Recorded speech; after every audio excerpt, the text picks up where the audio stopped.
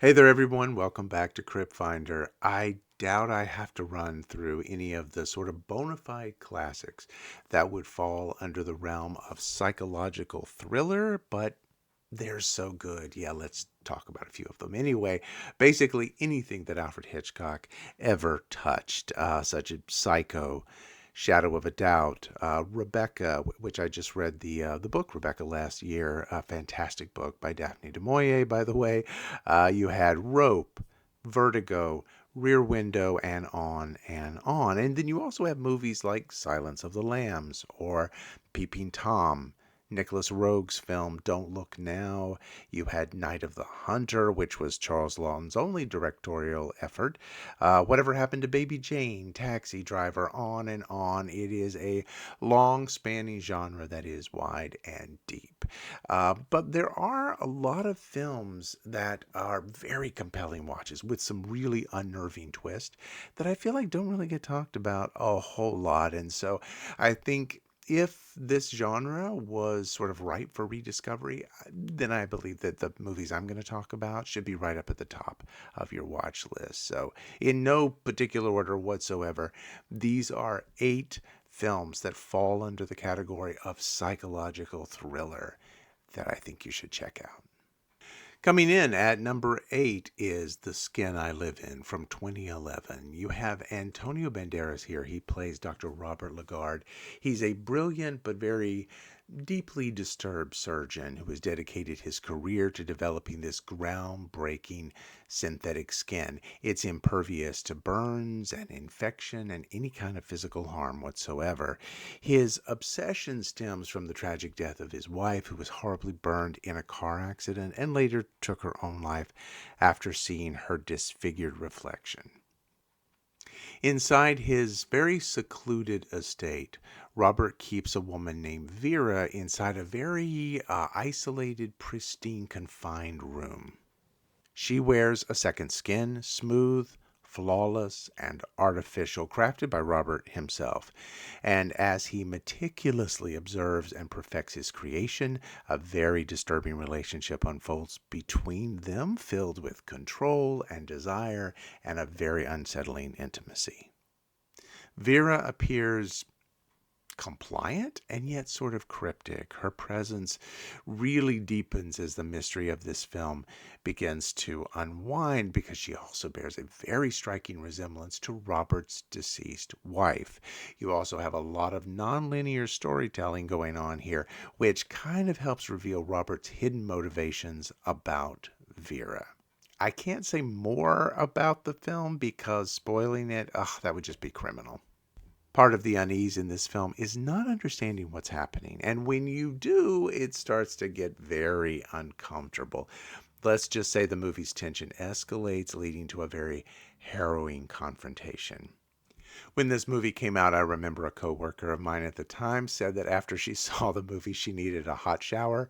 I think that's actually kind of a fair comment. The film's climax is pretty tragic and cathartic in a way, definitely exploring identity and revenge.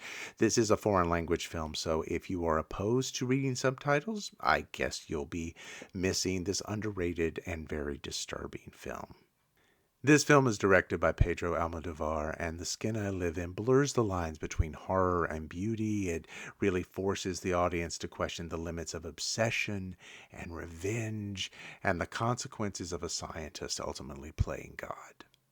Number 7 is the oldest film on this list. It comes all the way from 1949, and the movie is The Window. This was directed by Ted Tatzloff, and it's a great film noir that sort of pits childhood innocence against real pulse-pounding suspense. The story follows Tommy Woodry. He's played by Bobby Driscoll. He's a young boy with a very vivid imagination and a penchant for telling tall tales and crying wolf way too often. Living in a rundown New York City apartment, Tommy often fabricates wild stories, much to the frustration of his weary parents who have just grown really tired of these constant lies. However, one hot, sweltering summer night, Tommy ends up trying to sleep on the fire escape and witnesses a shocking crime. His upstairs neighbors, the Kellersons, who are played by Paul Stewart and Ruth Roman, they murder a man in cold blood. Terrified, Tommy tries to tell his parents and the authorities, but due to his history of stretching the truth, no one is apt to believe him, except for the murderous couple upstairs, who are more than willing to accept that, yeah, he really did see something. And if he knows their secret, okay, well, that's going to set off this nerve-wracking game of cat and mouse. Eventually, alone and powerless, Tommy must rely on his wits and courage to survive because the killers start to close in and really start to hunt him down. So Bobby Driscoll, he actually won an Oscar for this film. There was sort of a special juvenile Academy Award given in 1950 for the film So Dear to My Heart, and also this movie, The Window. So he won for actually both of those films, and he was a very prolific child actor. You might remember him from Song of the South. He was also in Treasure Island, and he was the performance, the vocal performance, but also the physicality behind Disney's Peter Pan as the lead. Driscoll never really recovered from his days in Hollywood. He went on to really battle drug addiction for the rest of his life. And at age 31, he ultimately was just found dead in an abandoned apartment building. So it was a very unfitting end to a very talented actor. I mean, part of the appeal of this movie is his performance. With the taunt direction, the shadowy sort of cinematography, The Window is a very chilling and suspenseful noir classic. The film plays on all those childhood fears and the danger of truth dismissed, and it really delivers a sort of edge-of-your-seat thriller. I was very young when I saw this movie, and yeah, it put quite an impression in my mind. Frankly, I think it still holds up. At number 6 is the Netflix film from 2011, The Strays. Now, this movie really flew under a lot of people's radar, and I think it deserves definitely a place at this table with all of us. It's directed by Nathaniel Martello White. It's a psychological horror thriller, let's call it that.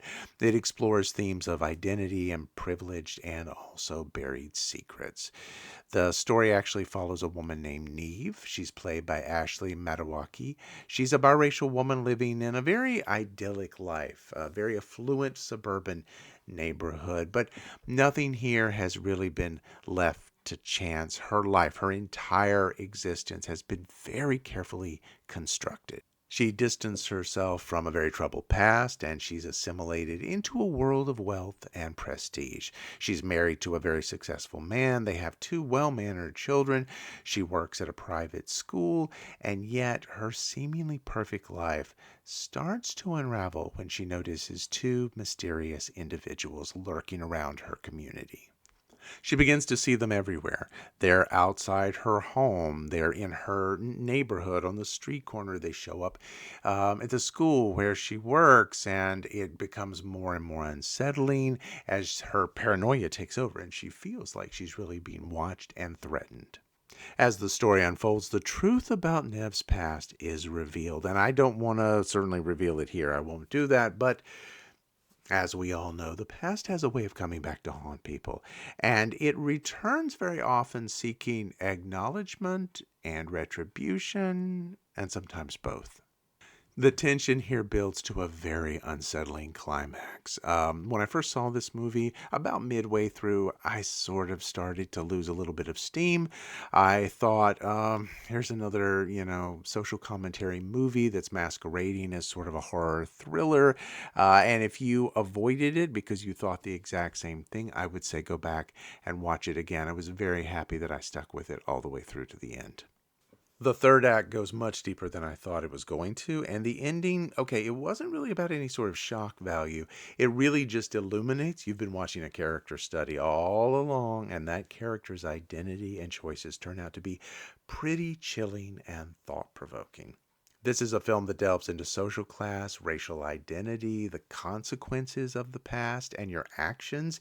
Its very eerie atmosphere and the slow burning suspense leave a lasting impact. The ending was actually what sold me on this film, and I've never forgotten it. At number 5, there is Damage from 1992. This film was directed by Louis Malle, and it is a very intense psychological drama that explores obsession and betrayal and the devastating consequences of desire. This film follows Stephen Fleming, who is played by Jeremy Irons. He's a respected British politician with a seemingly perfect life. He has a prestigious career. He has a loving wife, Miranda Richardson, in a role that earned her an Oscar nomination in the Best Supporting Actress category, by the way. And they have a very stable family. However, Stephen's world is completely upended when he meets Anna Barton, who's played by Juliette Binoche, a very captivating, mysterious, enigmatic kind of woman who happens to be his son's fiancée. An illicit affair begins between the two of them, and it's just driven by overwhelming and sort of reckless passion.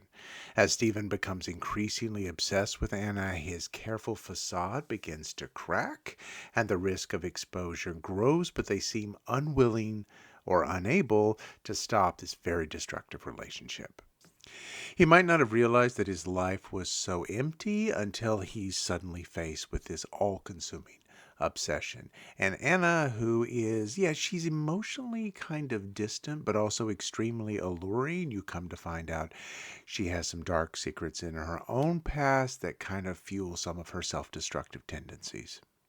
The tension escalates as their dangerous liaison threatens to just unravel everything Stephen has built, and it does ultimately lead to a revelation that results in tragic consequences. This movie is based on the novel by Josephine Hart. It's a very good book, by the way. It's a simple, short read. It doesn't weigh you down as much as it does just kind of thrust you into the story and then lets you just sort of figure your own way out. And the movie does very much the same thing. It's just that the film has amazing cinematography. It also has a very haunting, evocative score to it. And it's just one of those movies that's just really filled with powerhouse performances, especially from Irons and Richardson. Damage is a very unsettling exploration of the destructive nature of desire. People tend to hate on this film a lot. I'm not sure why. They think it's overwrought or melodramatic, and all I can say is maybe those people have never really had an obsession over something or someone. People also think that the sex scenes, they're kind of silly. I don't really feel that way when I watch it. I feel like more it's supposed to be some sort of choreographed violent dance almost. It's not meant to be beautifully lit with a rich color palette like a lot of other film shoots that would be doing this kind of scene. It's meant to be clumsy and awkward, and it almost is coming out of a kind of perverse need. Netflix did a limited series of this same story called Obsession in 2023 with Richard Armitage and Charlie Murphy. It's just not as compelling as the 1992 gem.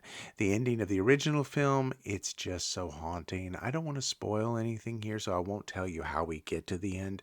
I'll just say the very last shot of the movie as the camera begins to zoom in a little closer until it ultimately just kind of fades into darkness.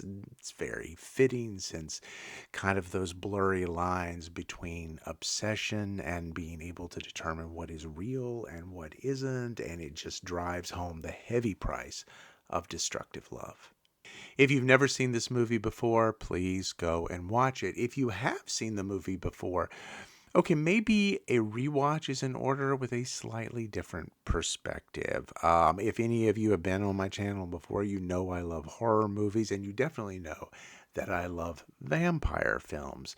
And so I would be at fault not to say that there is something very tragic and enigmatic about the character of Anna and the destructive relationships that always end in tragedy that have filled her whole life. And so I don't know if you should read her character as a kind of parasitic vampire, but I don't think you'd be wrong to go that route and to rewatch it with that in mind. I would just sort of be inclined to keep that in the back of your head. Up next, at number 4 from 1971, is See No Evil, starring Mia Farrow. This is a gripping psychological thriller. It's directed by Richard Fleischer, and it's a very chilling sort of tale of survival and suspense. The film follows Sarah, who's Mia Farrow. She's a young woman who recently lost her sight in a tragic horse riding accident. She returns to her uncle's secluded English country estate with the hopes that she can adjust to her new life with the support and love of her family around her. But while she's out one night on a date with a former boyfriend named Steve, a ruthless killer has broken into the house and murdered everyone there.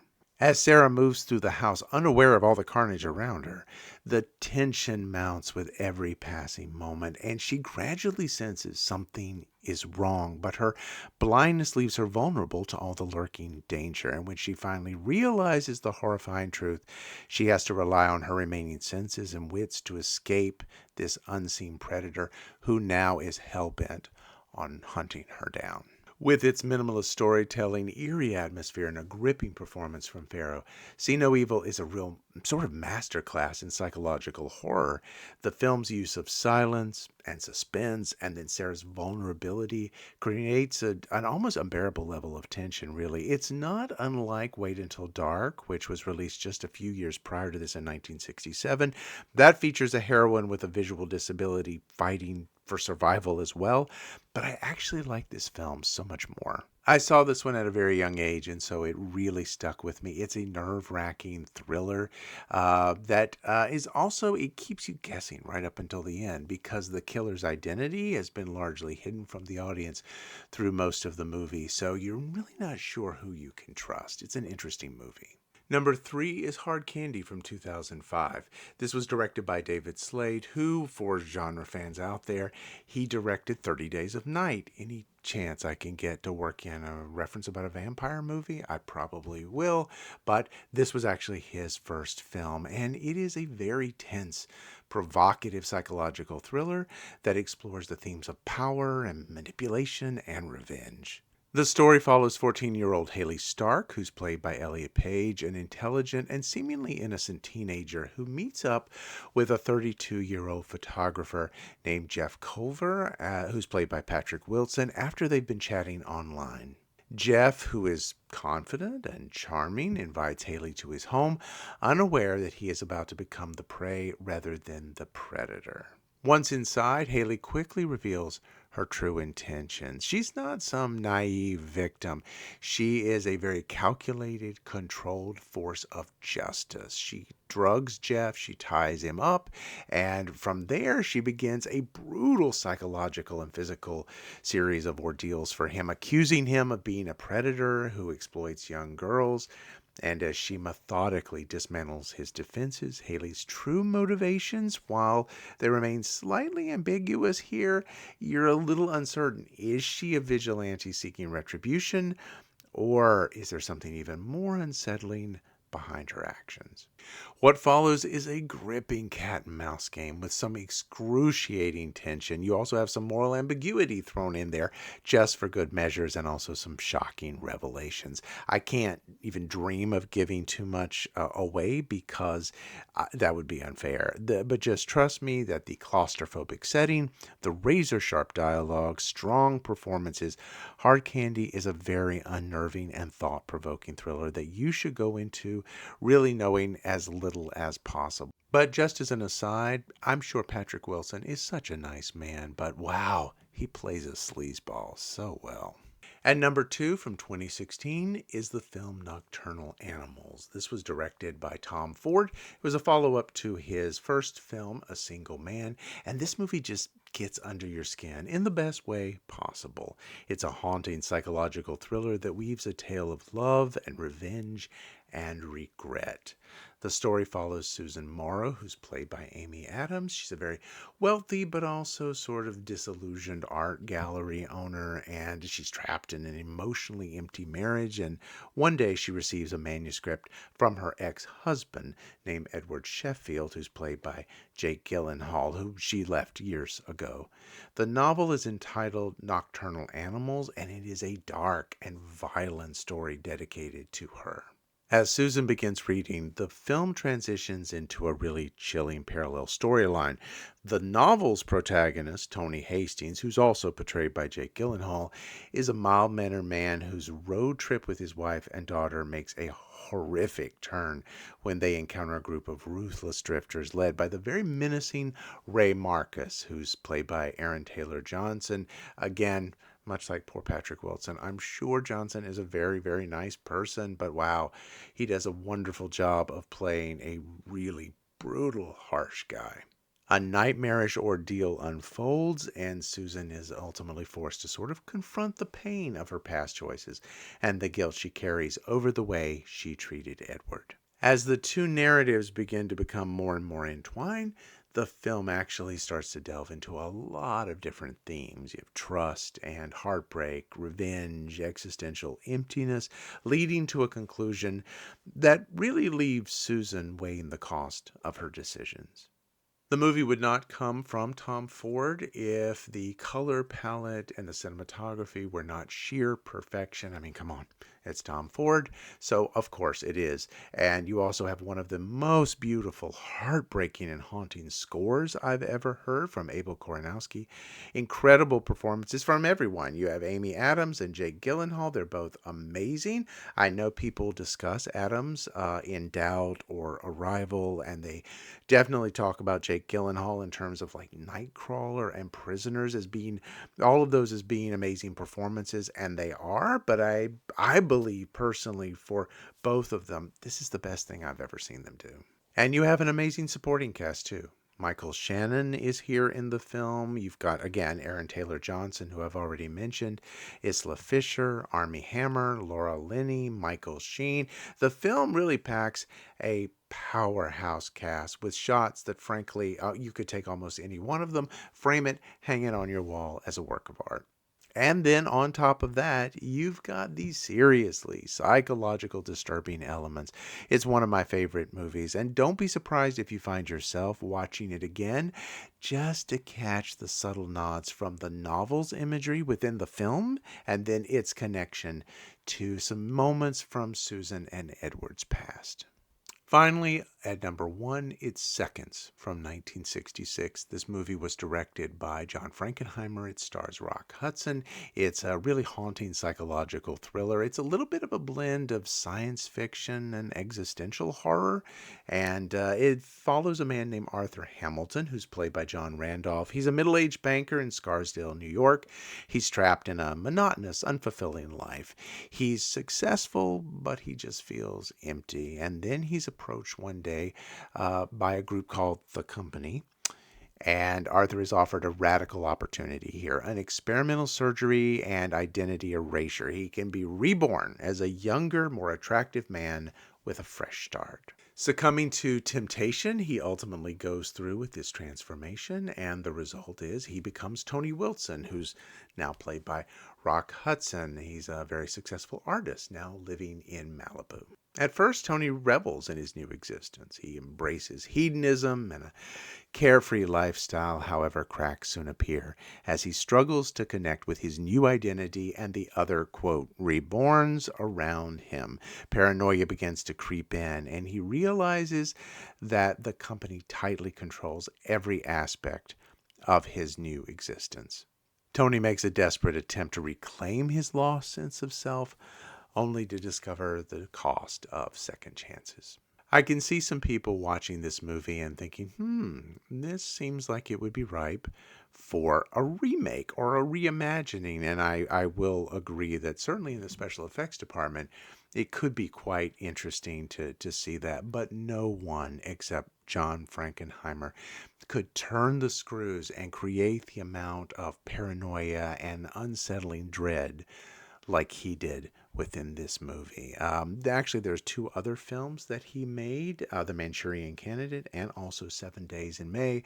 Those two films and this one sort of combined together to become what the critics have always termed his paranoia trilogy.